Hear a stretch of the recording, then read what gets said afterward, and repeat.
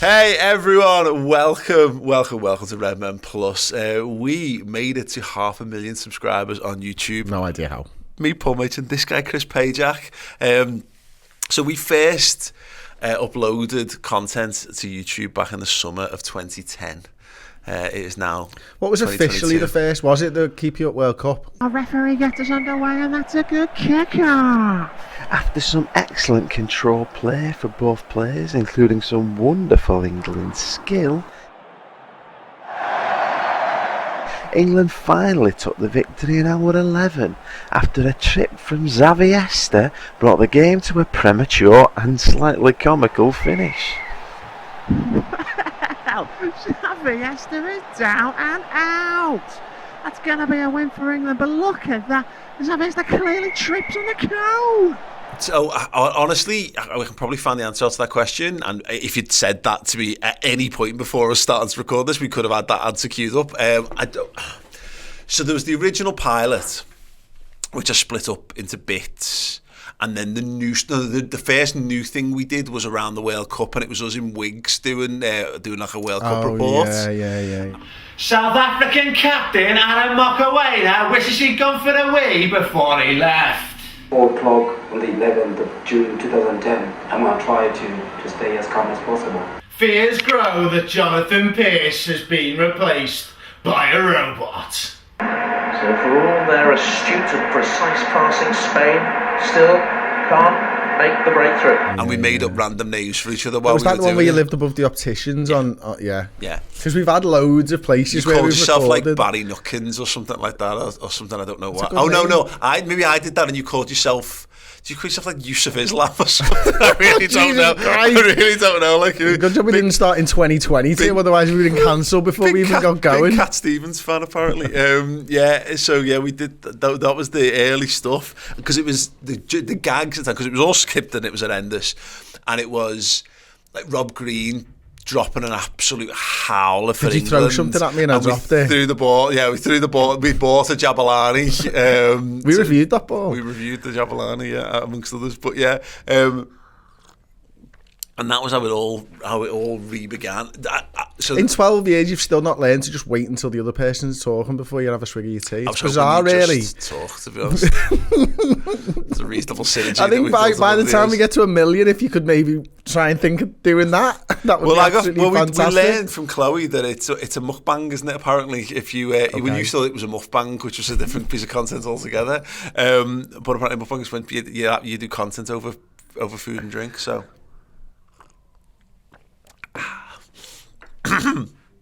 We asked people at home to send. You didn't slap this time.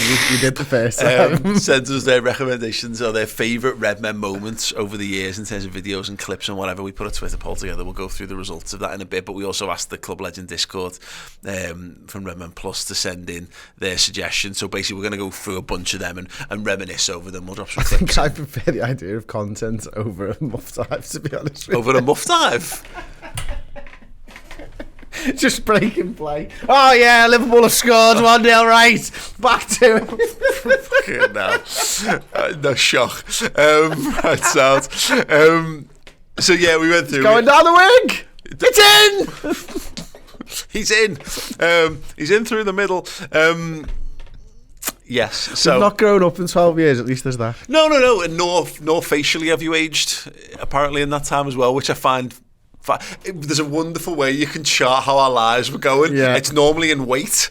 So there's like me and you are a bit like Manchester United, where Liverpool and Man United are never good at the same times, and we're never thin at the same Neither of us times. have been thin at the same time. We've both been fat at the same time, but neither of us has been thin at the same time. And there's that little period where you basically look like you were like in the final stages of a really serious illness. Which is wild to look back on. I think it went from like 2012 to I think I was losing weight till 2013. No, probably about 2011 to about 2013, and then when I had Robin, then it's just been a steady weight gain ever since. I'm trying to get to heavyweight. I'm there. The climb. I can compete at heavyweight now. Fighting weight. Yeah, whatever. Soon enough, it'll be super heavyweight. Whatever it takes. Yeah, so yeah, it is fascinating. Much about now. So much of the early content it just doesn't exist on YouTube anymore because we went through. There's years when I was like, I keep it up because it's crap, and I find it so cringeworthy, embarrassing. It's horrible, like the production quality, how we talk, and all that kind of stuff. And it's so weird. And then your voice changes as you get older as well. So we're a bit higher pitched back in the early days and stuff. But we had more sleep in our lives as well because we went down to that point. But there was a couple of bits where people like took a load of stuff that we don't, because we did that. What was it called? Ask the Redmen, where we had a bunch of stuff where people asked us random questions and we said some random shit on there that you could blatantly say back in 2010 and 11 and 12. So we took the decision to take a lot of that stuff off YouTube, but you know we've got some of it in the archives. So there'll be people. I haven't charted this out. I'm kind of making this up as I go along. Shock. There's maybe like 3 ages of Redmen. There's like the first age, the first age, middle age, the third age, the golden age of Redmen was like the scripted sketch age of Redmen TV, where we used to get Darren Farley in every week to do like Gerard or do. We had a feature called Cout's Corner. Hello there, I'm Dirk Cout, and welcome to Dirk Cout's FA Cup Corner, where I'll be answering all your queries and problems that you have. Yes. Where he used to Dirk Cout as an agony aunt, which was always interesting. It was when he did the biscuits one for me though, and the old Wolves manager, Mick McCarthy. Yeah, I was going to say the Irish manager as well. Like that was the best one for me. I just absolutely broke down on that one. My favourite was phone hacker. Oh, that was good. And we got him in like a balaclava thing and basically put on like he was hacking different footballers. Genius. Phones and stuff. Yeah, we should do more of that shit. We should very much do that. But yeah, that was the initial thing. So Redmen originally began as like a Soccer AM style sketch comedy show with a little bit of football. Except chat. We started bad and got good, and they started good and got bad. Yeah. My favourite from the pilot, and it's still one of the gags I think that holds up over time, and a lot of it doesn't. Anfield exercise. No, God no. I mean, I still like that as a concept. I laugh every time it happens in the stadium. It was very much a one and done gag of the idea that Anfield exercise required people to go and do some exercise. Is doing Vern and Kay doing like a Family Fortunes. You nervous? As well you should be. Right, before the break, I asked you to name a cathedral. Name a centre half, beginning with A. You said it was iffy, wasn't it? You said Anson. Anson. Yeah. You got to make yourself laugh. And the other best, my absolute favourite sketch ever was all the Hicks and Gillette stuff. And that was pretty much the end of the sketches for us. It was like, once the Hicks and Gillette stuff went, we became a little bit more few and far between. We did a few for the FA Cup final against Chelsea, so we did like Skirtle being chained up in the garage and being let loose to kill Torres, and like do you remember the Neville one with the balloon? Yeah, and then we did the Gary Neville the G-Nev bum fluff razor advert.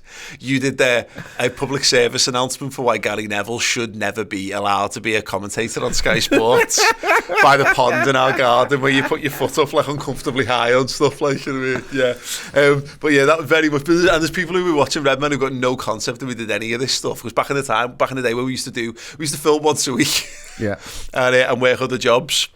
And I'd sit around editing all week. You see these YouTubers now and they do 1 or 2 videos like a month and you're like, yep, that's what happens, as opposed to the absolute machine that is Redmen now. 7,283 videos it might be now. It was 7,282 yesterday. We've done a podcast since then. That's just YouTube. I reckon we're well over 10k in videos in total, because I reckon there's probably 6,000 close to website videos over the course of the last 11 years, because there was a point where we did a handover and there was close to 4,000, which is mental to think how many. There's just crazy amount of videos. It's just stupid amount of videos. No, and Yeah, it's absolutely right, and there's just ones because again, it's just the time. It takes. Like people have mentioned the Champman series. That was probably the last hurrah of of us doing sketchy stuff, because the Hicks and Gillette stuff again. It remains my favourite thing, and it's still I love almost every joke in that. Of me doing Tom Hicks's, he's just had the club epically swindled from him, and he does the Sky Sports interview with the picture of the stadium in the background, and I had the ball cap and went into like the spare room in ours and then drew all over this, drew a shit version of the stadium on the back of this piece of card. So Tom, how do you feel about the ultimate sale of Liverpool Football Club? Shocked, angry, pain, anguish, suffering, nauseous, cold, raped, facially, molested, and disappointed. And it's just that there was like, and again, not like I'm necessarily proud of it in any way, shape or form, but like there was a throwaway 9/11 gag in there, which sounds, I mean, again, it is what it sounds like. It's fucking stupid, but like, again, when you look at us for what we are now, it's like, what the fuck are you doing? But when it was at the time, when you're doing comedy, loads of people were doing that kind of, edgy, South Park, you can take the piss out of sort of anything stuff. That very much aged poorly, but all the other gags in it I adore. Like, we were big into Eastbound and Down at the time, and just did me Kenny Powers impression for Tom Hicks and all that kind of stuff. Yeah, very, very good stuff indeed. But yeah, we grew, we professionalised. We were talking about it on the podcast before. After the end of the first season, we decided to launch the website, and on the back of like 5,000 subscribers, and everyone thought we were absolutely nuts, and it's kind of worked out all right since then. Yeah, it's a bit mad, really, isn't it? I mean, I remember that first conversation with Kat when I told her I was going to put the money in to do it, and it went well, to be fair. Like, but there was always that, like, really, like we've just bought a house. You've got a job that's paying okay, we're doing all right, and you're gonna get a loan out specifically to do this. And I was like, yeah, well, like, you know what I mean? It's one of them things. And she was there, and our wives have been there the entire time, obviously, and backed us and stuff. It was that first week when we didn't get any subscribers that was the major issue. That was when it was really like, oh great. It was that first, because we released the DVD, and that was the litmus test, wasn't it? Yep. For it, and we were like, oh, we sold 200 DVDs. We can definitely do this. We can do a subscription channel. There was no subscription channels in the world then. No, it was mad. Netflix hadn't hit the UK until 2012. Yeah, they call them streaming services now. It wasn't called. No one knew what it was. There was no name for it. The only thing that you could subscribe to was porn and Love Film. That was it. Yeah, that's true. All true. There's a mad like sliding doors moment in our history at the end of that first season where you've been offered a share in like in a restaurant in Leeds, and you were gonna move away to do that, and that was like if you go away and do that, then I don't really know what happens with Redmen, because that means you're not there anymore, and it's back to it'll just be me on my own, and I didn't have the financial clout to take it on to the next stage or whatever. And then you decided to stick around, and then that was the summer where we invested and built the website and all that stuff. I often wondered, I've never asked you this before, how much apart did us going to see BDI and you having a rampant case of the Wildies and me standing by you throughout that entire gig. It was all of it, really, to be honest with you. The 13 times I went for a shit during BDI was it, when I realised that, like, you know what, I don't need to put a ring on that finger. he's there through thick and thin all the time. Like, I mean, there was a point where I had to run into the frigging women's and apologise to them as I flung them out the way and had a shit and then ran back outside. I loved it. I always thought stand back. The long-term future of Redmen TV was born because Chris had diarrhea at BDI, and everyone else went off to enjoy the gig, and I stuck diligently by his side. To be fair, you were closer to the stage than if you'd have stayed at the back with the lads. Yeah. Oh, so yeah, I mean, obviously there's tons of moments along the way. So I always talk about the one where I was at a wedding just before we launched the website, and people who knew me from uni were like coming over and going like, "Have you heard what Scouse is doing? What's he doing this? No one's gonna watch that. No one's gonna do that." Fucking yeah, like, and Charlie punts me on side and go, "Just ignore them. It'll be fine. Be absolutely fine." Just again, the long-suffering wives who've probably sacrificed more for this all to exist than either of us actually has along the way. But yeah, having their support made a huge difference to the whole thing. Right, should we go through some of the the mentions? Let's do it. Right, so and then number one has to be the Allison. It's certainly in there. We'll come to what we'll do is we'll read through because I'm just going to go chronological order of how responses came in on Discord, and then we put a poll out on Twitter, and we'll go through the results because Dan whittled it down to 8 biggest moments, and then 2 were voted in each of the 4 strong categories for them. So first mention, and literally comes straight off the top there from Castiet saying Mage's reaction to Alisson scoring has to be up there. From Trent, Alisson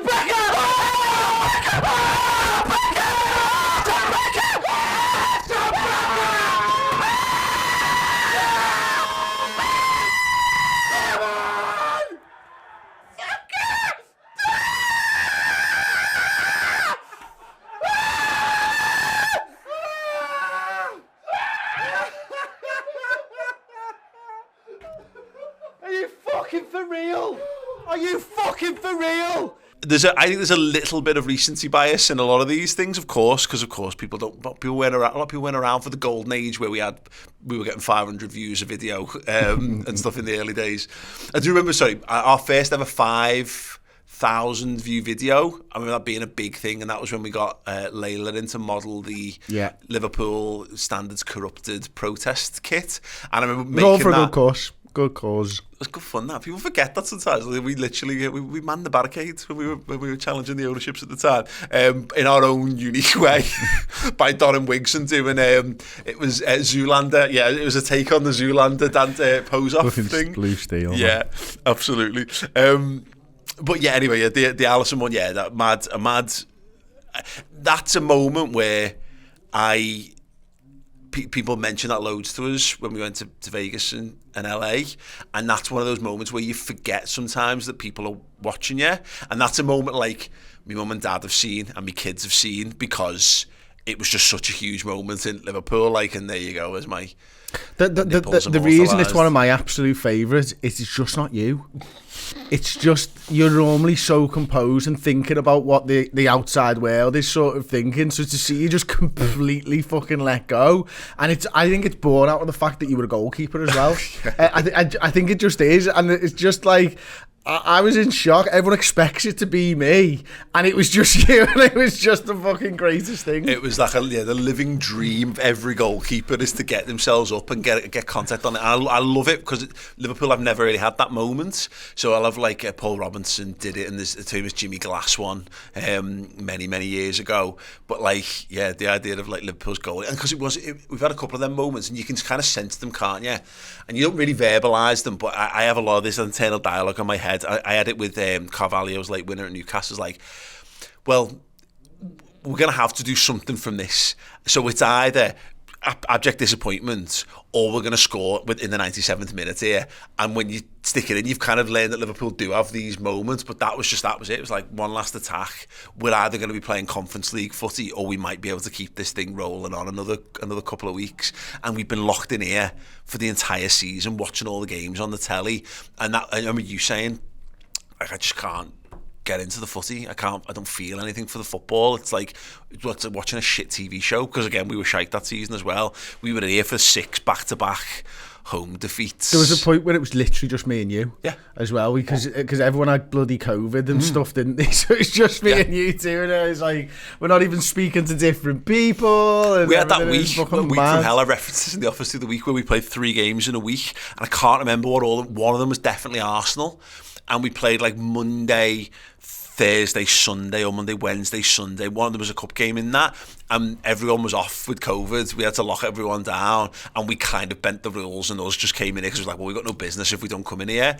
And you moved because we've got another room through here, which is the gallery, which has got the nerve centre of the operations, all the production computers and all the mixing equipment and all the streaming equipment's all in the other room, which is where Sai is right now. We had to move it all here. Into the other, just next to you, so we were doing it, and it was all the things that updating the scores. Shit, I've not updated the score again. It became quite fun because of it, because everyone was just laughing at us trying to fucking spin plates. But we we finished that first game and we kind of looked at each other and we were like, oh, fucking boss away. We've nailed this.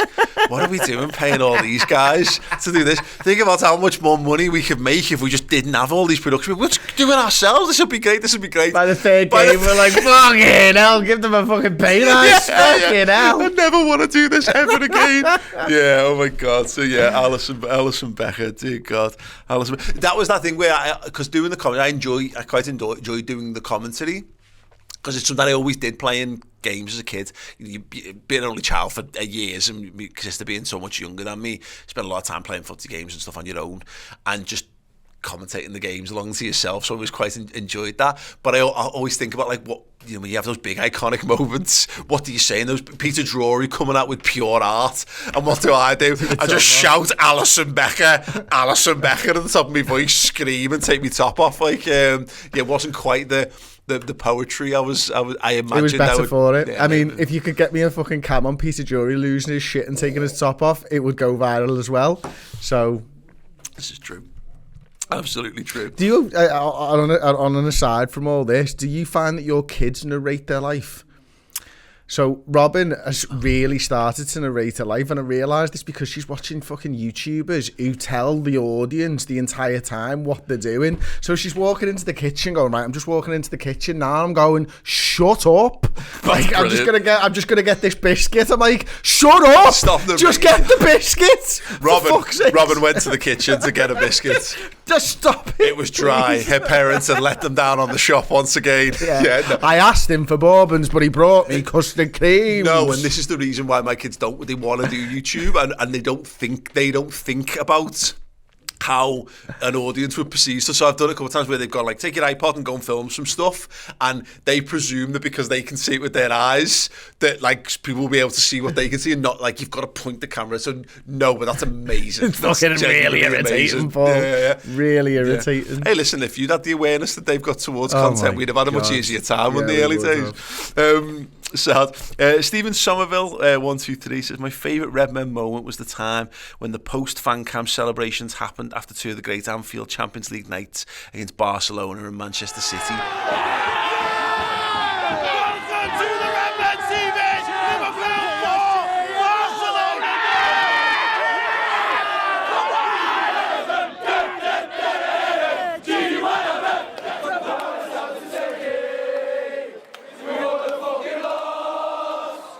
I don't remember. They're all a blur. They're all the same thing. Yeah. And we just get forced back into the friggin' food van at the back, and then people climb up on the top and we go mental. I don't know what happened in any. Couldn't tell you what happened in any of those things. They were the reasons why we stopped using wired microphones, though, because we were getting tangled trampled basically when people swam at us. I do remember Dortmund though, because I remember walking out of Dortmund and people were out in the street celebrating. There was a video of just people coming up and screaming in my face and jumping up and down just outside the gates of the Cop.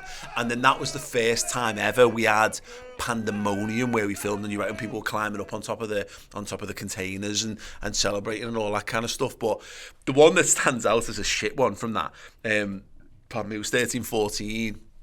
Which was great, but us singing we're going to win the league after beating Manchester City. And now you're going to believe us, and now you're going to believe us, now you're going to believe us, we're going to win the league. And then spending that summer, that was one of the first times where people were dragging up content and using it to laugh at us and going, look at these laughing. They said they were going to win the league and they never. And I remember having it out with a guy who ran some Man United channel. I think they're probably long dead and he's probably grown up and got a life at this point. But he... it was like, oh yeah, and I remember having a big, like, back in the day when I used to engage on social media and saying, yeah, I'm not embarrassed that we celebrated that outside, but that was like, yeah, I used to enjoy that. It was the nights when we'd drawn 0-0 and it was a midweek and no one would turn up to talk. And it was cold. And you'd get people going, yeah, and it was a game of football and yeah, it was good, and be like, oh my God, are we putting this out? This is fucking horrendous. But it was always like, and there's one that will definitely get mentioned. I think one that will probably be voted our biggest moment of all time. Comes from those filming sessions, but they were so few and far between. When it banged, they fucking absolutely I think my favourite ever one was the young lad. Not James, because I think we're going to come on to that, but the 77 quid ticket ones, and he was talking Oh, no, about it being a tourist club and all that type of stuff, and because there's the Irish fellow with the flat cap. £77 a ticket, are you mad? Are you crazy? With the 77, but it's becoming a tourist club. I think it's a sign of the times, not just Liverpool, but modern footy in general. It's just Liverpool is like a tourist club now, and I think most of the top 6 in the Premier League are tourist clubs, and I think it gets the clock. And I remember thinking, oh wow, we're onto something here, because this is like the first probably viral one that's gone for good reasons. Yeah. And I remember thinking, that's boss, because all the other channels are going viral for the hate of their football team and calling managers out and all this type of stuff, and we've managed to get it somehow where it goes big because of things that are actually affecting football fans. It didn't quite turn out like that in the end, but I thought that one was one of my favourites. Because it's never seen him again either. No, it's mad. He's like a one and done, turned up, made an eloquently well-made point about, knocked it out the park, walked away with his home run, and never came back. That's true. Because his point was about like people sat in the seat eating pizza and popcorn, watching the footy instead of engaging with the atmosphere and singing songs and all that kind of stuff. And it wasn't. He said about the tourist club, and that was the thing that often gets confused. I've seen a couple of people getting into hot water over how you talk about this, because social media is not very nuanced, and we've always said on this, it's tourists, and I mean what I mean by tourists, I mean genuine tourists. I don't mean people who come in for the game who are Liverpool fans. Exactly. Technically, you're a tourist because you might have flown in from America, and it's your first time at Anfield, and you're going to go and do the sights around Liverpool. So you are technically a tourist, but I mean tourists like when you go to New York and you go to, you had it the other week when we went to LA. You were effectively a tourist in LA, and you went to watch the Raiders. I wasn't a Raiders fan. I went to watch the Raiders. Yeah. That's being a frigging tourist in a game. I shouldn't have been able to get tickets for the first home game of the season when Ellie's playing at half time, but I did because of touts. Exactly. No, exactly. And it's like people going Beatles tour, Albert Dock, Matthew Street, Cavern, go to watch a football game in Liverpool, and if you're having a round at Liverpool experience. There was one that came out from the game against City where there's a fella taking a selfie of himself and he's got a Man United phone cover. Yeah. And I've seen them where recently as well. Man United like Crocs. I mean, I didn't know Crocs could get worse, but they did, and apparently it's Man United branding that did it. Yeah. Well, fair play to you. Apologies if you're wearing Crocs for this. Yeah. I understand that some people like comfortable wears and are old. This one's for you.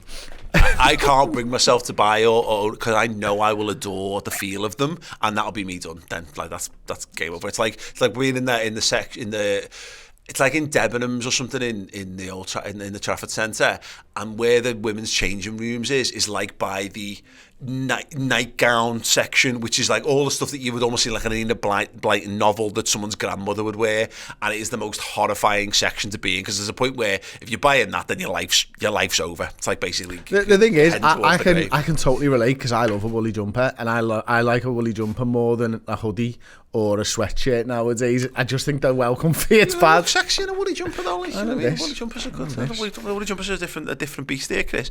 But yeah, that guy. But again, just to the point about never had a problem, and I'm not down with this idea of people can't come and pay.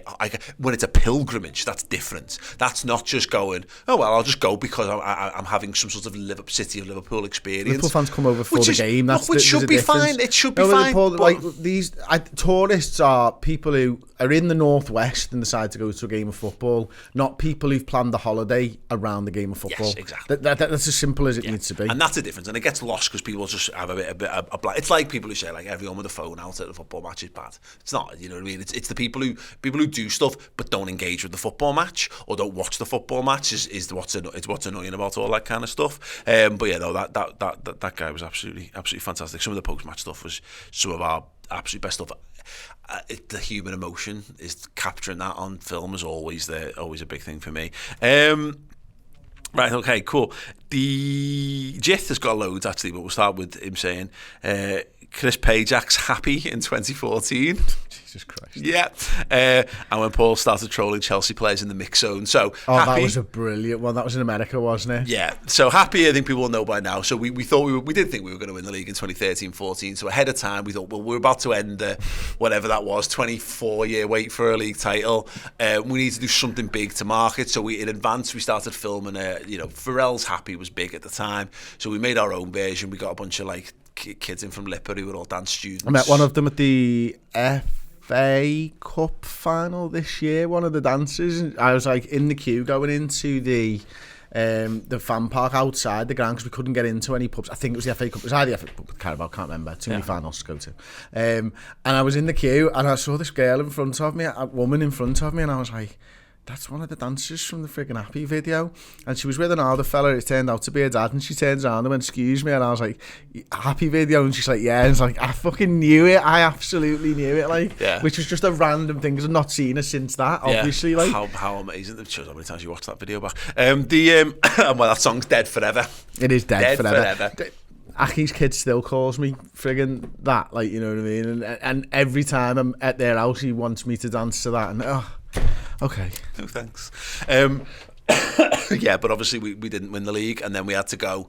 Liverpool fans are still happy, and we were. It was still a hell of a season, but in hindsight, it was a shame. But we put too much work into it, not go out. The Chelsea players, in the mix zone. So we mix zones are rubbish. And I would never do this in Anfield or a Premier League fixture. But in pre-season, it's a laugh, and it was just no one was stopping, so it was just like trying to get a reaction out of players as they went past and saying stuff. And I've done a few of them, and I do. They're funny. I enjoy them. I enjoy them in a big way. Oh, there you go, Matic. I recognise him. The man you don't side for Man United, mate. No, don't know who any of these guys are. Oh, it is. It's Pedro.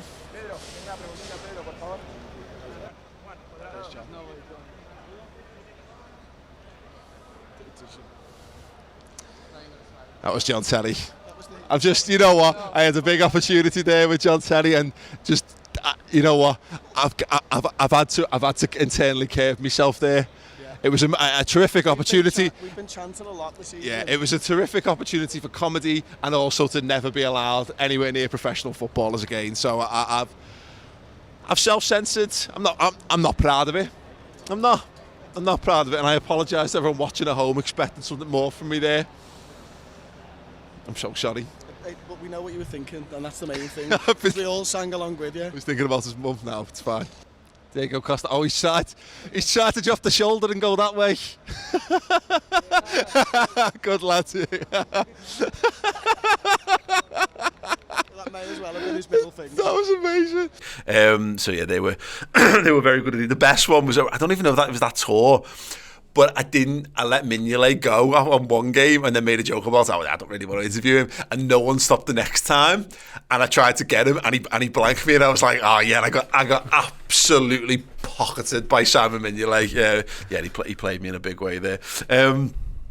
Right, sad. Okay, let's move down the way. Castietta, was it Pajak who ended Markovic's career before it started? That was brilliant. 3, 2, 1.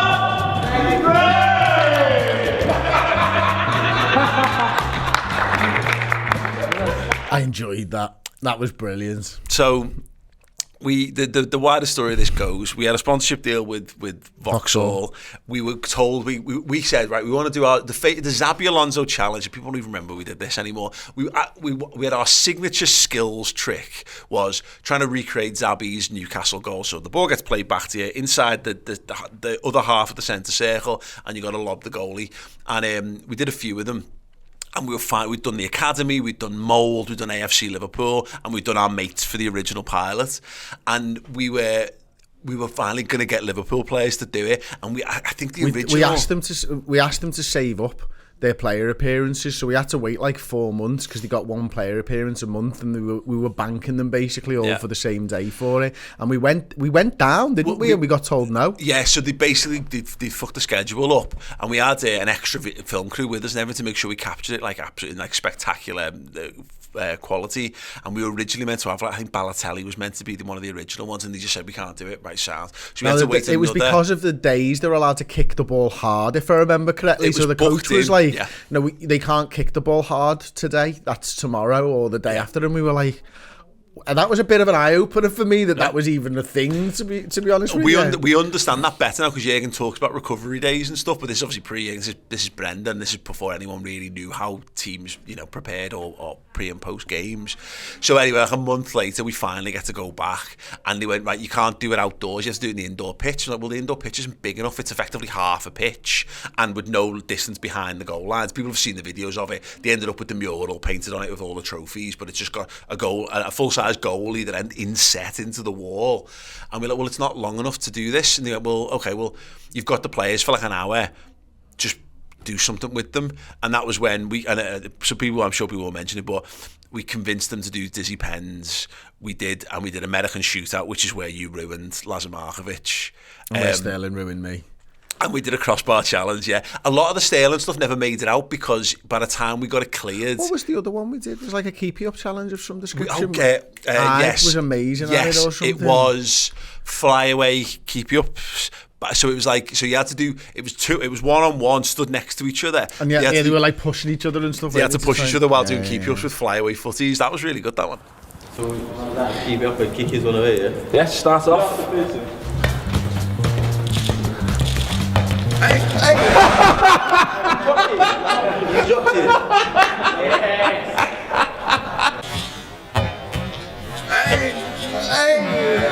And the end of that, of course, was when you were screaming in Sterling's face. So I ripped the old Smithy James Corden thing where he told off the England team. So I did it was Coutinho, Markovic, Sterling, and Ibe. And I went down the line and like gave them all like a telling off or whatever, because the pub had been shite that season. Brendan Rodgers, penultimate. He survives to the next season. It was the one that ended with us getting twatted by Stoke. And basically Sterling's contract negotiations were being a pain, and I did a bit of like, get your contract sorted, get it all sorted, and get yourself back in the team or whatever. And he laughed his head off. And we always talk about how we've always got a soft spot for him, because he was so sound with us on that shoot. And even when he knew he was leaving then, and even at the end, he was like, look, if these come back, I'll do it with them. Yeah. And we were like, that's fucking sound. And I think he was the sort of ringleader of the group as well, because he was the senior English player of what we got. Markovic obviously new to the club, Coutinho, language nowhere near as good. He kind of G'd them all up and was like, come on. Well, the dizzy pens, we were trying to explain dizzy pens, and we'd just done it a few weeks before, and we were showing them the video, and like, again, we showed Sterling, and he was like crying with laughter watching it. We were like, yeah, do you want to do it? And he was like, yeah, up for it. And the guy who like was looking after them was like, oh no, I'm not sure about that, because it was meant to be 20 spins, and we had a negotiation process. They went 10.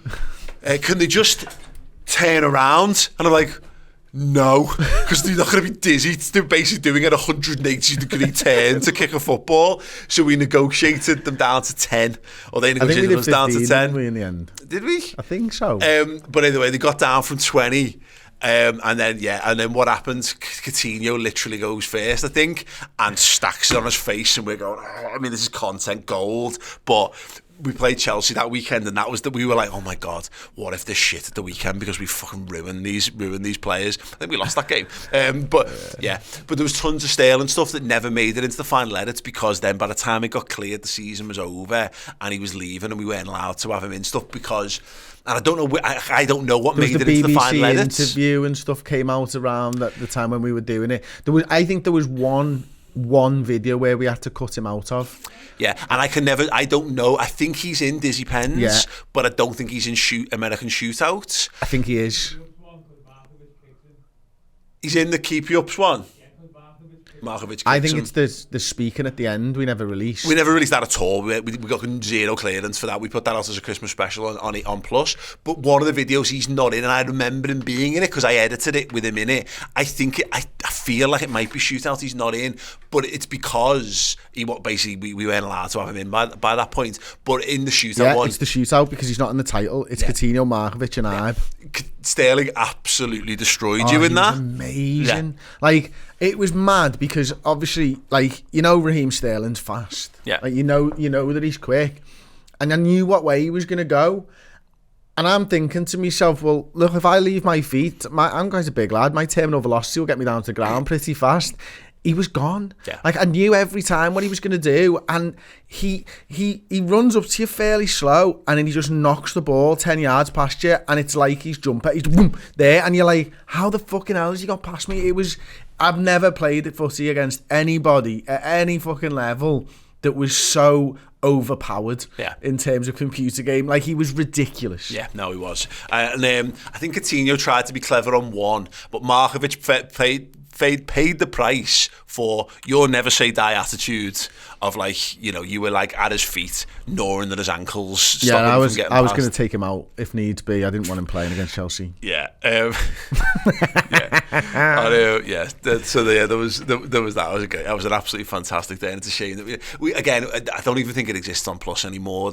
We did put them out in our Christmas special many years ago, well after the fact. We might have it in the archive somewhere. We'll maybe try and dig that out at some point. But yeah, it was the full versions of them were brilliant. I had such a good day doing that stuff, and they've never let us that near to the players ever again. Couple more shouts. Not when we decide the content anyway. No, yeah, 100%. So Quad Bod saying Tilly Gillimans deserves a shout. Yes, Errol. Yeah, obviously Errol, mate. Just ridiculous, isn't it? It's stick or twist time for us, and it's either we're going to die in the bed that we've made with these players and have that loyalty to them, or we get ruthless and say, do you know what? There's a Yves Bissouma over the road there. We can get him from Brighton underneath Arsenal's nose, and there's a Tilly Gillimans. Tillerman. Sorry.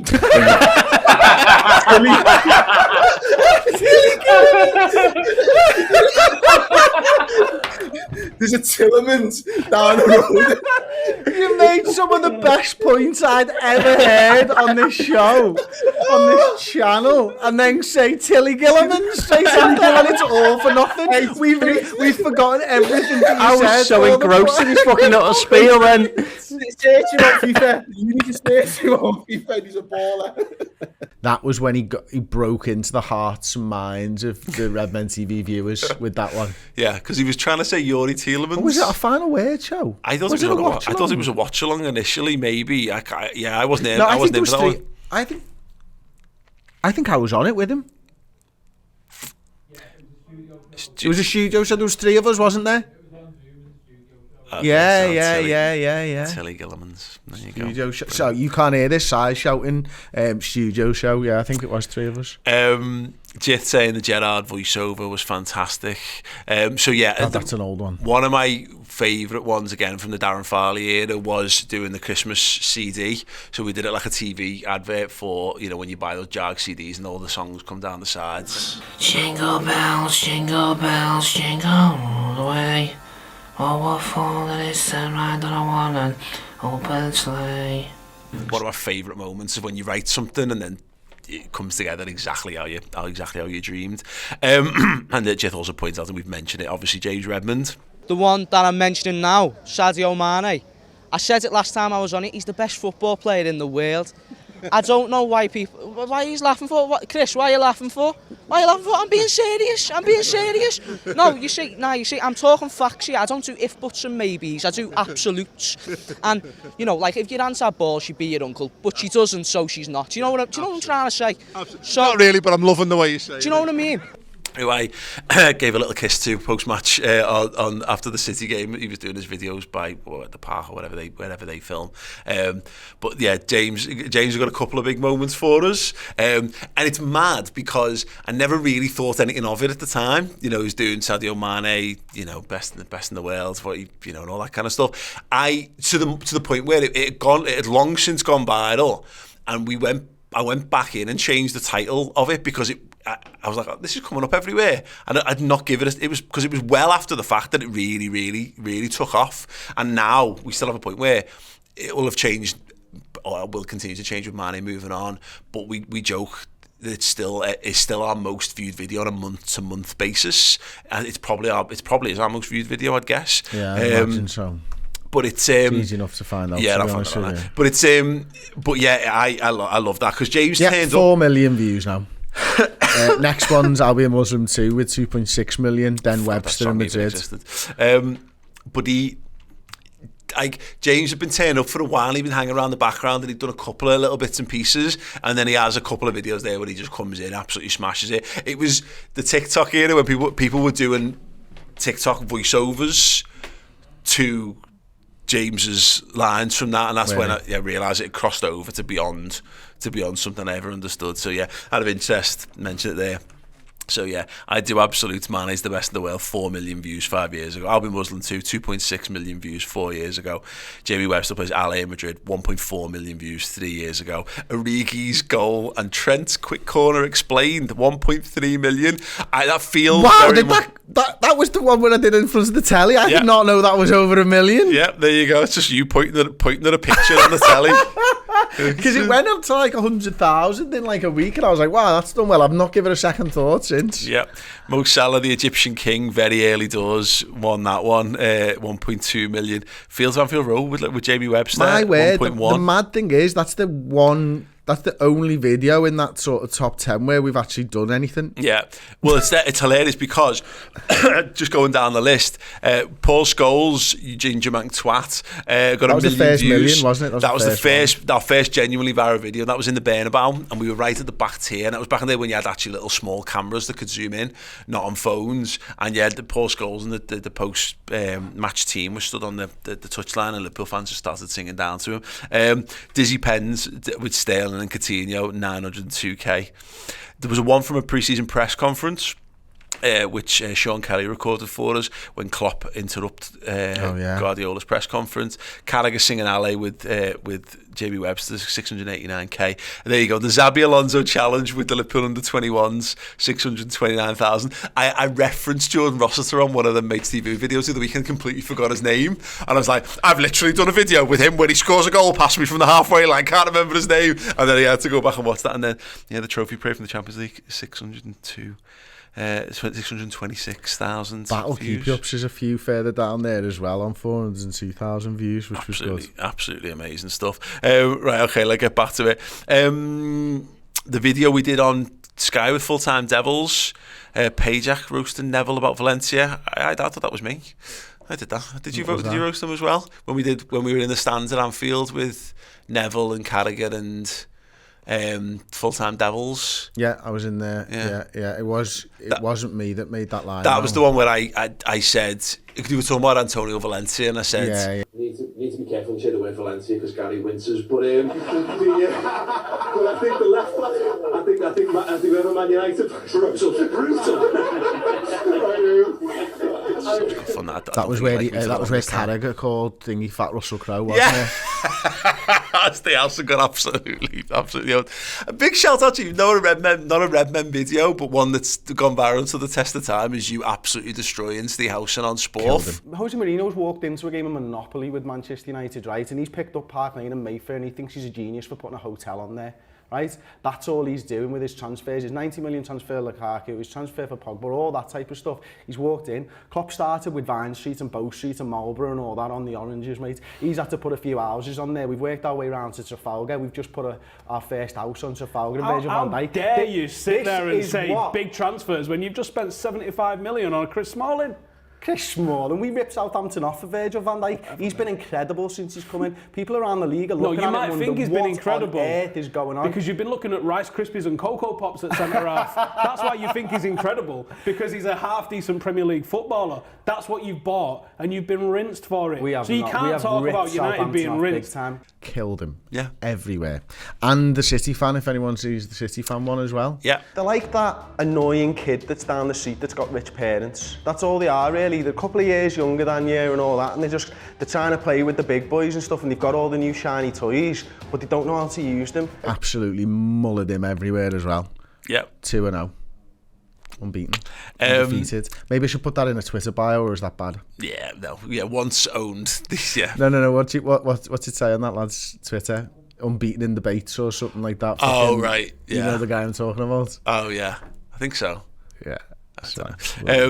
Anyway, various Christmas specials. Someone's mentioned us doing Let It Go. Let it go, let it go. Can't hold it back anymore. Let it go, let it go. Turn away and slam the door. we set a target of like 2,000 likes or 3,000 likes on a video and said if we do, we'll sing Let It Go on the Christmas special. And my God, we did. We sung it. We got Disney princesses in, and as ever, we'd never practiced that. I hadn't realised, and I should have done, because neither of us can particularly sing. It gets very high very quickly, that song. So we gave it the bifters, and then it devolved into madness very, very shortly. It always does. Yeah, it always does. We're going to watch any of these? They're all getting put in. Oh, good. Yeah. That's a shame. Yeah. I wanted to watch them. Yeah. This is shit. The lockdown quiz. Sutton's on the piss. On the piss. Sutton's on the piss. Yeah, James Sutton being absolutely catastrophically pissed doing a lockdown quiz. I got this letter and it was really eloquent, and it was like 4 sides of A4, and it was really beautifully written about how my storyline on Hollyoaks had really helped him with his sexuality and all this kind of stuff, and thank you and all this. And then right at the end it was like, P.S. I've been masturbating while I've been writing this letter.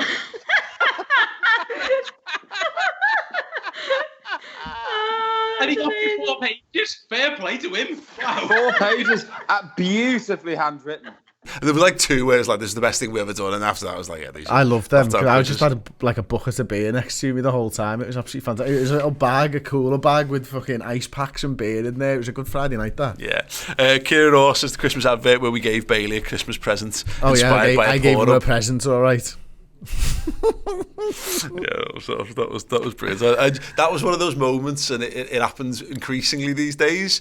But in the early days, when someone would come and go, "I've got an idea," and I go, "Cool, that sounds good.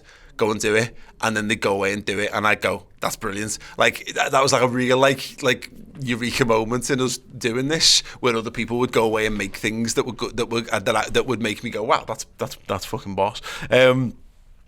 Scott Hawke says, Alison Becker, the Champ Man series, Pajak ASMR. So yeah, that was a lockdown vibe where brought that back at the weekend. Did you? No, midweek Rangers did a little bit of ASMR where you convinced people that we were going to launch an ASMR channel, basically because you were doing weird. Be careful what you say here, because it could be getting into fraud.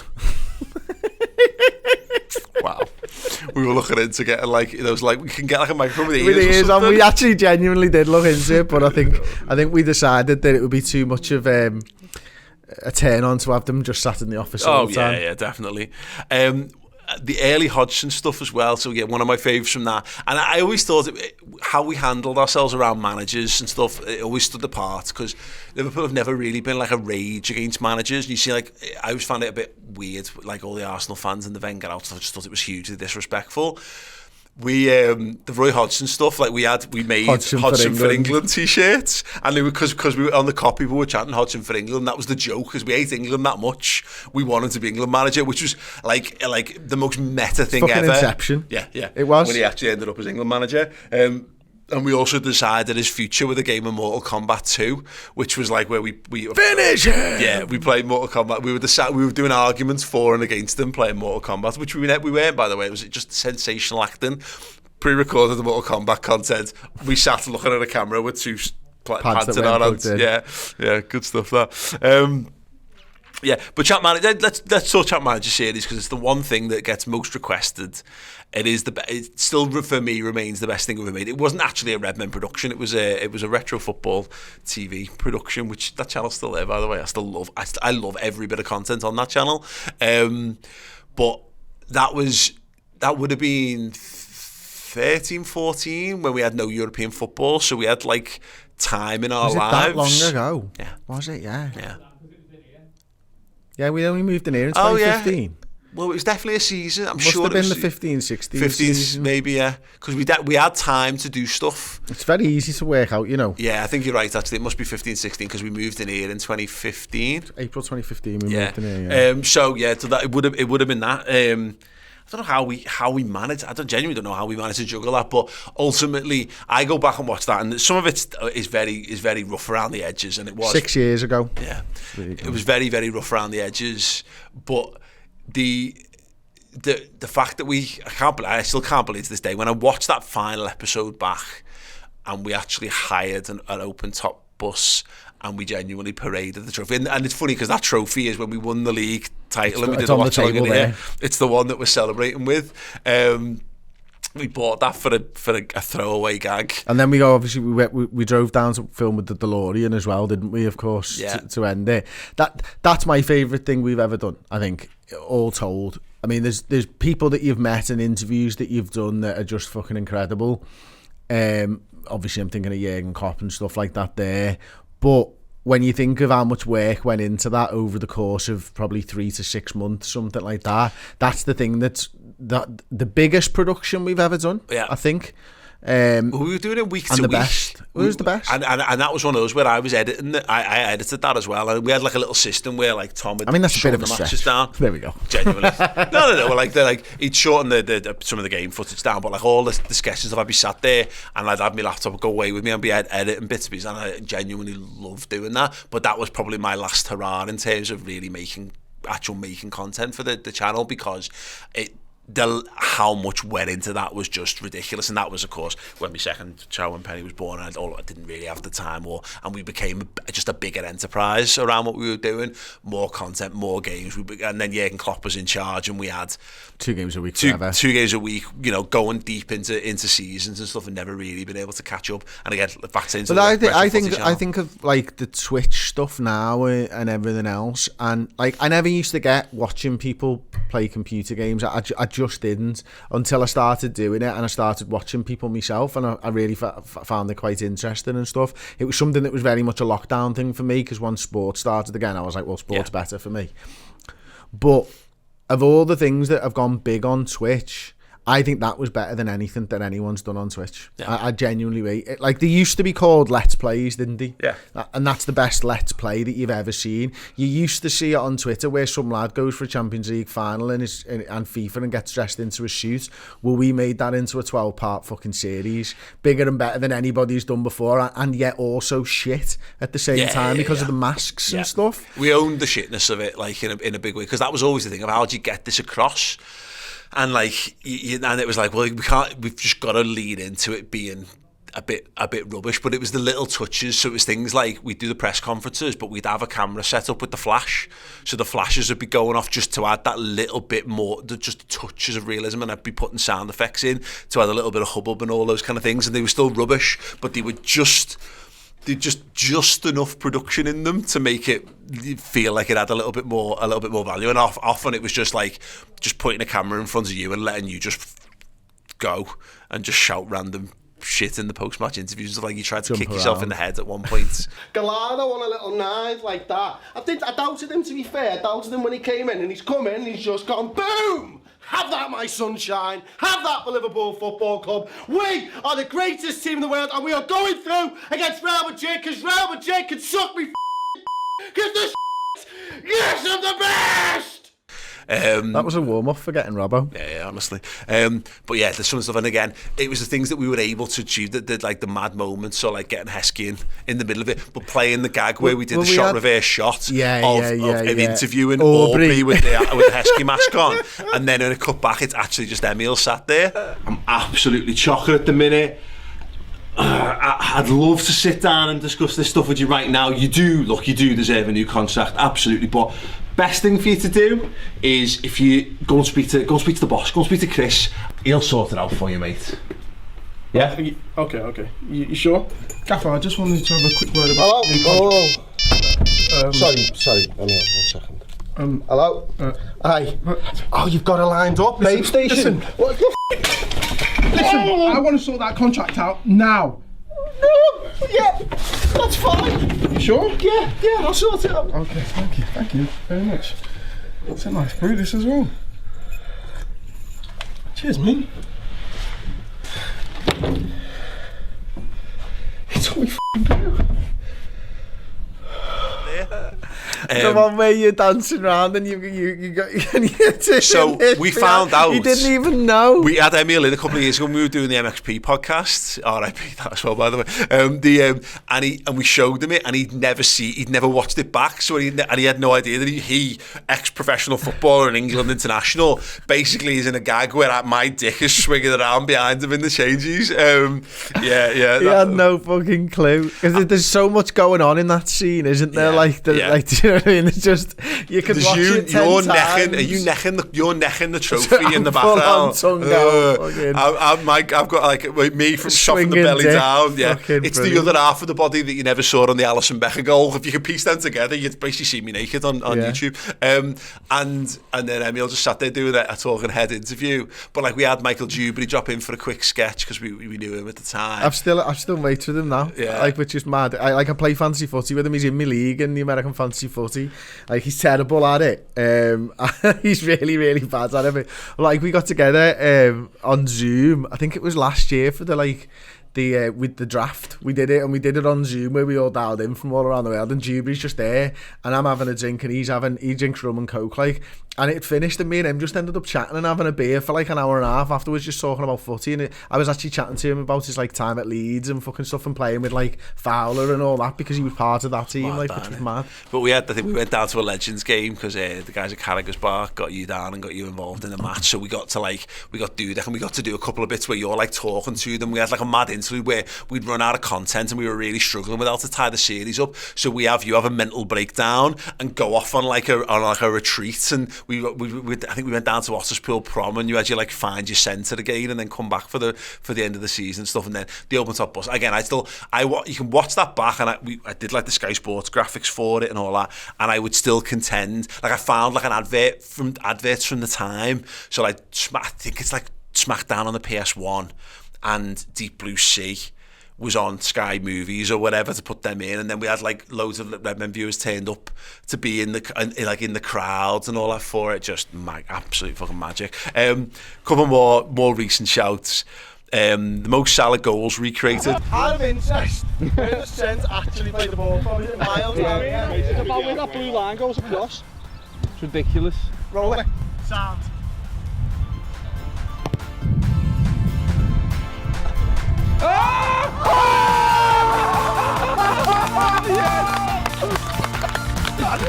Beautiful. What a goal. Oh, no.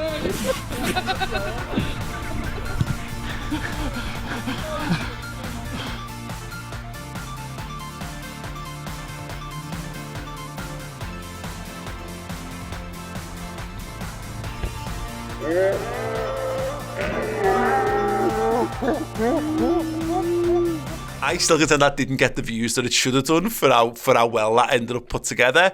That was a very old school Redmen video. Vibe. Me, you and Tom in our Mo wigs with our Salah shirts and knee Tom sliding. Yeah. Your knee slide. I say knee slide. I really, really burnt my legs. Knee hit face plant. Glorious. Like, you couldn't have planned it any better. I couldn't have made you do that. Brilliant. Tom trying to recreate Mo Salah goals with his right foot was always funny as well. And the amount of takes it took us to do that, the Everton one. Just to get past the first man. Jamie kept fucking Richards. tackling us, didn't he? The twat. Yeah. Jamie, you're supposed to just do what fucking Moreno does when someone runs at him. That's what we should have said. Pretend you're trying to tackle them, Jamie, but he didn't. He kept. I think it was our control, to be honest. I think we kept running into him. Yeah, absolutely. Really, really, really fun stuff. Probably the worst piece of content that reminds me is we recreated Liverpool's run to the Champions League with dogs. Messi hits one. Oh, what a goal! That is sensational. It's Barcelona with a big advantage heading to Anfield next week. Liverpool 3-0. Corner taken quickly. Origi. Unbelievable!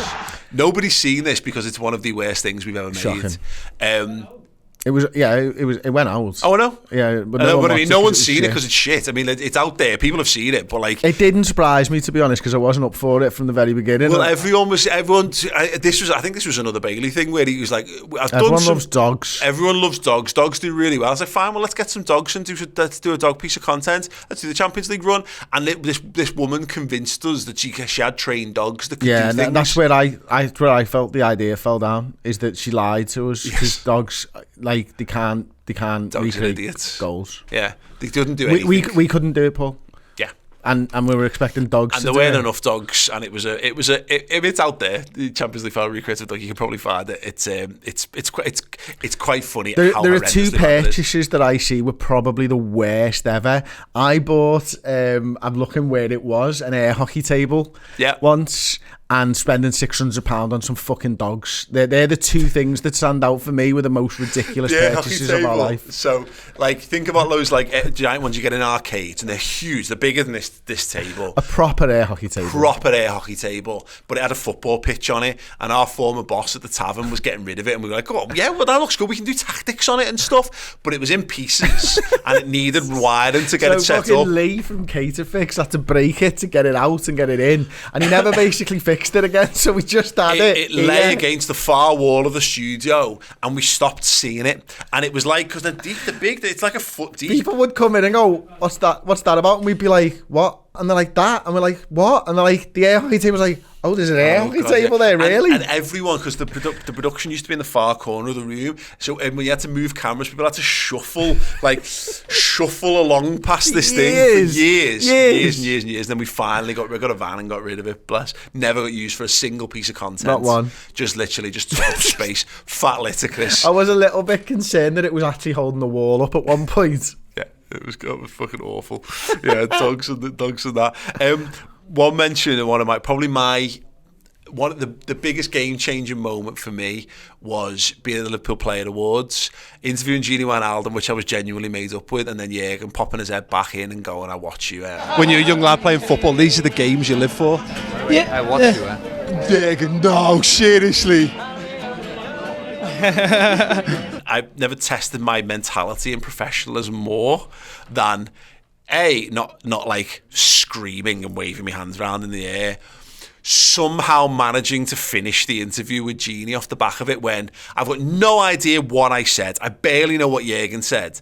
I got no idea. I couldn't tell you a single thing that happened in that interview afterwards, because I was just like, I'm thinking, I nearly like pied Gini's face off to grab Jürgen and bring him back in. Yeah, but we still have to play Brighton, so let me first keep us focused on Brighton, and then we will talk about Real Madrid. Very diplomatic, well done, mate. Gini, listen, all the best for the rest of the season, mate. Keep practicing as well. Keep doing your thing, we're watching you. The boss is doing it, there must be something like.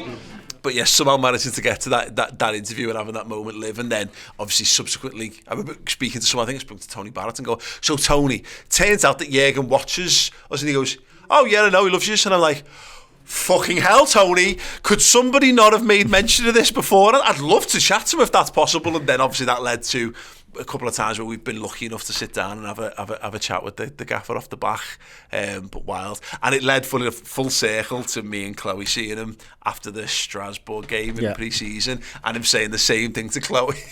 Chloe going, very quiet and very red-eyed, and just very much just on the edge of collapsing into yeah, because he's absolutely fucking amazing. Should we go to the poll? Do you want to know how we got on with which videos are in the poll, and let's try and guess it first. I can't do it without looking at the poll. You can tell me what videos are in it, though. I'll tell you, and then so let me just find it first, and then we will go through. We did it. Dan's put 2 polls out there that people have been able to vote on, so 8 things in total, which came from a tweet that we put out, and the Discord group, of course, voting for their things. We've done a lot of content on Twitter since then, so I'm going to continue to scroll down until it shows up. Come on, Chris, do a dance. Oh, there was brilliant. There was mention made of you doing the your director of football show pitch video, and you're doing your mad little Genie of the Lamp Aladdin dance. I love that video. But Master, you're in luck, cause up your sleeves you got a brand of magic never fails. You got some power in your corner now, some heavy ammunition in your camp. You got some punks possess you, who and how. You see, all you gotta do is rub that lamp. Mr. Liverpool fan, what will your pleasure be? Let me take your order, jot it down. You ain't never had a friend like me. People apparently didn't, but I loved it. But there's forever this and we've come through all The this. thing is, you know you're going to get stick for some things, but it's just who I am that I enjoyed fucking doing that. The lids who don't get it and don't have laughter in their lives or weirdness or like charisma will hate things like that. And that we learned that the hard way in the early days from doing the sketches and getting like people going like, what the fuck is this and all that. And then we curbed it all down, but it's never really got away. We've always been idiots, daft idiots at our heart. No more so than... I genuinely love doing that. I had the idea and I saw it in, I think it was Tom's face when I was telling him my idea, and I thought I could see it, and like he was just thinking, fuck's sakes, Chris, that's a lot of work for me for a start, and B, people are going to fucking hate it. And I thought, you know what, I don't give a shit. Yeah. I just don't care. I find it funny. I enjoy doing this type of stuff. It's a fucking laugh. I could sit there and be all boring and wear a fucking tie if you want, but it's not who I am. Yeah. I'm not having fun doing it, so fuck it. We always said, and we've fallen foul into the trap of this over the years, of like, when we started, no one was doing proper Liverpool coverage, and there was a real niche there. It was like, can we do Soccer AM but for Liverpool fans? And then it was, can we do actually some analysis and do some heavy chat and do podcasts and all that kind of really in-depth chat? And then everyone kind of did that, and it's like, you don't want to be a shit version of LFC TV or Sky. So, and that's what at the crux of it's always been. We just do stuff that do what we think and feel and what makes us laugh, and that's always been it. And it's mad that when people say you choose to do this or you choose to do that, or you might be tainted by X, Y, and Z, it's always just come from the same places that we've always just been. The core of it's just always been us titting around and having our opinions on stuff, and then if people like it, people like it, and if they don't like it, they don't like it. But at least when you're putting your own opinion out there and it gets shit, well, it's just me. It just means you don't like me or you or whatever. Well, I can live with that. Better to try and be something better than being something else and people not liking you for it and then going, oh fuck, I put a lot of effort into trying to be that and it's not working. It's probably why people like, let's say, Jürgen more than Brendan, as an example, who clearly tries to be something. He's a bit of a tryhard and that kind of stuff, and when that doesn't work, then people go, well, you've put a lot of effort into trying to be that. But right, 2 votes then. There were 4 on the docket. I do absolutes, Dizzy Pens, Barca fan cam, and Ali goal reaction. Barca fan cam 4th. Okay.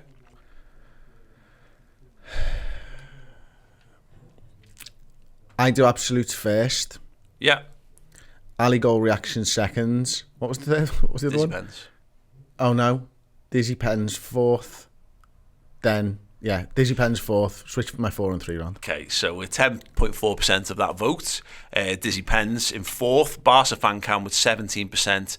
My Alisson goal reaction 2nd on 35.4% of the vote, and I do absolute So by James right? Redmond. Hey. 37.2%. Oh, it's close between you and I do absolutes, wasn't it? Yeah, absolutely. Yeah, I'm here every week. It's fine. Right, 2nd vote then. Right, Paul, I was 4th. Champ manager. Champ manager. And I think that was my vlog. Yeah. Barca the fan cam. Fan cam, which one was that? I guess then? it's the stuff outside the ground that we don't remember. I don't know all that. Championship manager, Ronaldo's disallowed goal. Ronaldo's got one back.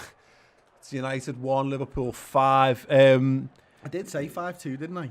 Yeah, probably. Good goal. Yeah. Good goal, that. Well played.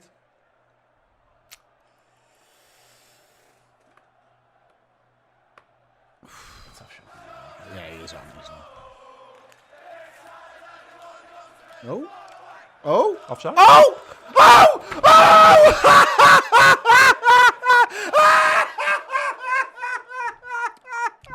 The goal has been ruled off for offside.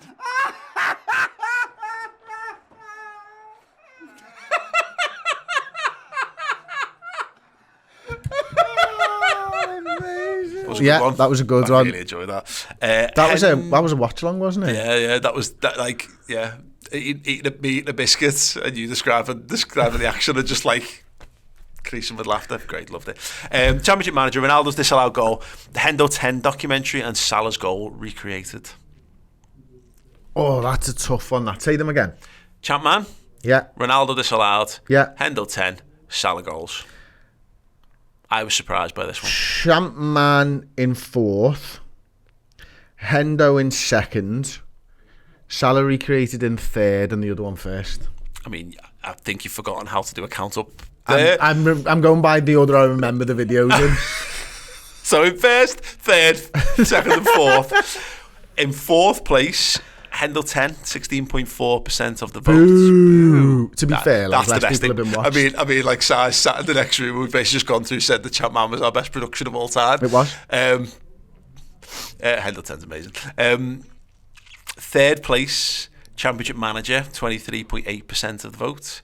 Second place, Ronaldo's disallowed goal, 28.2%. And top, Salah goals recreated on 31.6%. How many views has that got? Not unlike any of the other stuff that we've covered there. Like, wow. Yeah, there you go. People enjoyed me, you, and Tom in Salah wigs, really shittily recreating his goals. Go ahead. I did the moment of like doing the slow motion with the blue smoke and all that kind of stuff behind was a that was good. We stained the pitch, didn't we? Yeah, a little bit. Just a little Anfield Community Centre. Sorry about Not that. best pleased with us after the end of the film and Sorry. that. Yeah, great. I mean, look, there's millions more, and that comes from the fact not like a tooting our own horn, but as Chris pointed out, we've made over 10,000 videos over the last 12 years. It's hardly unsurprising that we don't remember lots of them. Yeah. There's just, we've met loads of brilliant people. We've done loads of great things. I mean, there's tons of interviews that we've been able to do. There's tons of games that we've gone to that've been absolutely brilliant. Doesn't come close to touching like the heart-stopping moments of just following Liverpool. You know, what's your one thing from what we've done so far that you're most, I'm not going to say proud about, but made up about? I think the Hendo 10 documentary, because that was off the back of, we really talk about it, we can't really talk too much about it, but me and Chris come very close to leaving Redmen at one point, and we'd it'd been a tough old ride, 2.5 years probably. Yeah. And there's a point where we obviously did the Hendo mural, we won the league title, and then we really kind of redoubled our focus and efforts, and off the back of that, the Hendo 10 documentary comes around, and on the back of the COVID season where we've been stuck in here, and we'd had a twat time, I'd lost my head with Redmen years before, wasn't really enjoying it, to kind of come back and get everyone back together, and all of a sudden football's on the way back again as well, and we started asking people, do you want to be involved in this documentary? And the amount of people who said yes, you know, to that point, like Gerrard's in it, Carragher's in it, Gareth Southgate's in it, Klopp's in it, you know, and more importantly, Jordan's dad's in it. But Jordan's dad said yes, but Jordan said yes to his dad being in it, and his dad had never done interviews before. And around his 10-year anniversary, he did something for LFC TV, and he did something with us. And like the idea that like the Liverpool captain had enough trust in us not to do him dirty, that was a big moment for me. And like, don't get me wrong, there was a mad conversation when I'm on a caravan park with my stress levels through the roof, and Jordan ends up ringing me from the England camp to say, and I'm like, oh, can you just explain to me what issues or whatever, because he was threatening to, it felt like he was threatening to pull the whole thing, and I was absolutely in bits, and we had a proper like grown-up conversation about it, and we came to an understanding off the back, and I was like, I can't believe that we've managed to reach a level of like legitimacy where you can have adult conversations about things, and we've had years of that where people just presume, and some of it's because of how other people produce fan TV and how other people perceive football fans. You know, God knows we're in the post-Paris Champions League final Wales, you know, where fans are being treated like scumbags. We went to a Facebook Football Awards where it was the most condescending thing we'd ever been to a few years back, and all of a sudden to have enough reputation and clout and trustworthiness that you can have those conversations with people, and we got turned down by plenty as well, but the fact that people even had the time to turn us down and not ignore us, like Roy Keane did you mention Kenny? Oh, I didn't mention Kenny. I mean, Kenny was literally sat there, Kenny Dalglish. But like Roy Keane turned us down. Brendan Rodgers said he would have done it, but he didn't have the time. But he knocked us back. People actually cared enough to be able to say no to us. That was it for me. What was? I think the one thing that I'll look back on in years gone by is that we somehow managed to document Liverpool winning the Premier League for the first time. Yeah. And that's partly because of COVID and stuff as well. Like, you know, to see that, like, you know, some people have got photographs or programmes from things, and this is just a pure selfish thing, and I get that. But knowing that we can just watch us watching us win the league. And it is Liverpool are Premier League champions for 2019-20. Come on!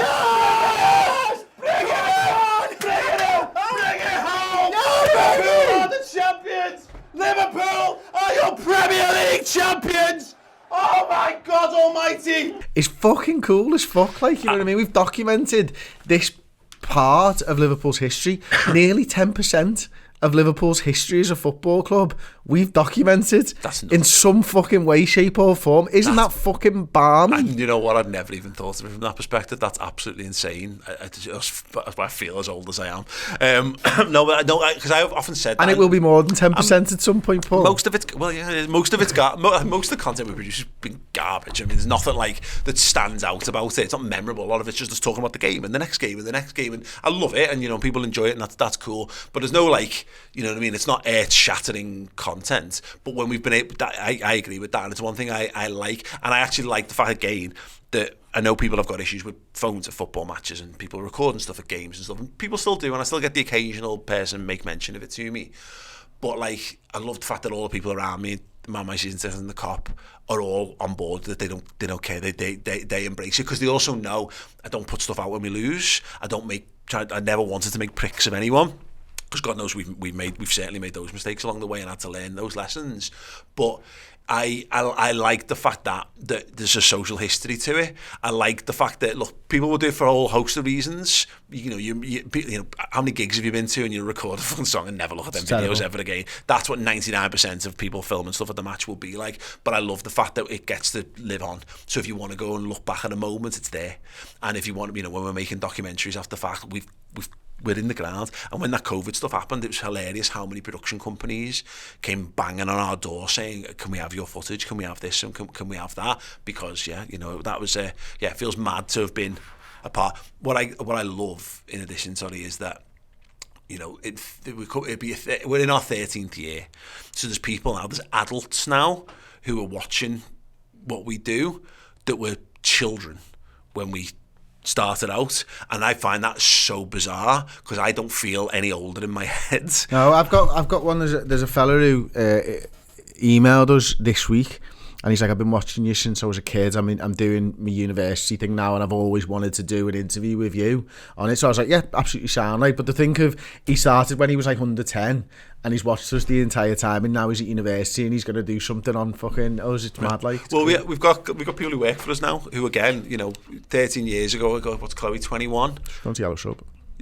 Yeah, she'd be going to the soft plays that we took our kids to. You know what I mean? Like, that's mad. But that's, yeah, I found that so weird. But I love the fact that, again, people, I always say every show's someone's first show. So I love the fact that we've got people who go, I've been a big fan since, and it could be 2 years ago, or it might be a year, or everyone's got the moment where and if you've come on board and you've stuck with it, you guys are fucking amazing.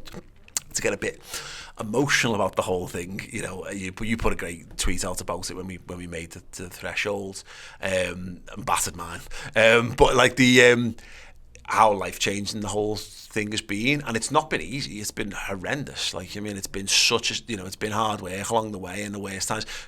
Those early days under Hodgson, we used to lose, and I'd just go, fuck it, I'm just not doing a video. I was hungover one day. I think we drew with Bolton, and like around New Year's or something. And I was like, I just can't be arsed. Fuck it, I'm just not going to do it. And now it's like, it's podcasts and social media channels and fucking, you know, documentaries and videos and all these kind of, it's a mad little industry that's kind of cropped up, and all the things that have gone, we've had to give up along the way. But like, you know, you were a restaurant manager. I was working part-time for you in that restaurant in our first year and a half of being on YouTube, to being like, I can't remember how long it's been. I've been full time on it now. It's and we've been 9. We've been coming up on 10, aren't you? It's 2013. We've been, you know, around the world watching Liverpool. We went from covering the worst, most trophy-barren period of Liverpool's history to one of its richest veins in the last 7 years as well. Like, yeah, madness, innit? Absolutely madness. Thank you so much. Heavy stuff. Yeah, if you've got any more moments that we've not covered, then please feel free to drop them in the comments, or if you're in the Discord, you can drop them in there as well. Why We Hate Man United was one of my favourites from the early days. And if there's one person, while we're on the subject, that embodies everything that I hate about Manchester United Football Club, it's that wrinkly, frog-faced, whiskey-nosed, Gerrard insulting, autobiography bashing, 13 Premier League title winning scumbag of a mind game, BBC ignoring, Terry feeling, loving Rafa, hating, perch knocking pricks, Alexander, Chapman, Ferguson, or cunt for short. Again, the stuff. You think about who we like used to work alongside at the time, and it was like the Football Republic was there for a time. Obviously, Ball Street had their stuff in the days when we used to work really tightly with them, and like that kind of content, you'd make specific like mad wind-up content for ahead of games and stuff, and now we just sit in the room and chat about the Reds and occasionally, go outside. Mad. Listen, from the bottom of my heart, thank you so much to each and every one of you who has subscribed. And we always say, obviously, that we launched Redmen back in the summer of 2010. It was a failed LFC TV pilot. We realised no one was going to pick it up. Sky didn't want it. LFC TV didn't want it, but apparently you guys did. So to everyone who's watched it, and of course to the people who've gone on to join Redmen Plus off the back of it, which is ultimately the enterprise that funds the whole thing. Say this often, not to get preachy about it, whatever, but the best stuff we do is on there. Being the fact that Plus exists is what gives us the finances to put free content out on YouTube. That end of that first year, we had a choice. We either put the paywall in place or it basically died. So we took that big plunge, and it seems to have worked, and people seem to get on with it, and we're still here nearly 13 years later. So if you haven't checked it out on redmenplus.com, then do. If you haven't, you're an existing subscriber, then you guys are the world. You know how much you mean to us. You're the best. Chris, any final words before we head? Yeah, it's to the next 500,000. Wow, how many years is that going to take? Be 50 by the time we get to... I don't know. I reckon I'll be fat 3 times in the time it takes. super heavyweight division here. I have to get thin first. I'll probably just get bigger. Get a tapeworm for a I'll bit. be bald by the time we've got 1 million. I promise you. And if we're not, I will shave it off for the last time. Okay. Sounds. The road to 1 million begins here. If you haven't Why did I open my mouth? To YouTube... Mate, we'll cross this bridge. We'll cross this bridge in a decade. Look at that, lad. Fucking hell, mate. It's so fucking far back now. Still be baby face though, so it'll be fine. That's not good, is it? I look like a fat steo with glasses. Damn it. Oh well. Handsome. Thanks, everybody. Love you guys so much. Here's to another 10 years plus of madness. Yeah, your boss. Drop a like if you're watching this after the fact on YouTube. If you're a Club Legend subscriber, then you're even better than everyone else. And yeah, have an absolutely amazing time. Yeah, the road to 1 million begins here. Ta-da.